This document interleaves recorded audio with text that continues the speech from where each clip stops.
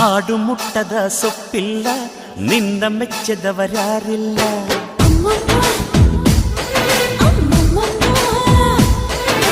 ಜೇನಿಗಿಂತ ಸಿಹಿ ಬೇರಿಲ್ಲ ನಿನ್ನ ಮುದ್ದಿಗಿಂತ ಸಿಹಿ ಬೇಕಿಲ್ಲ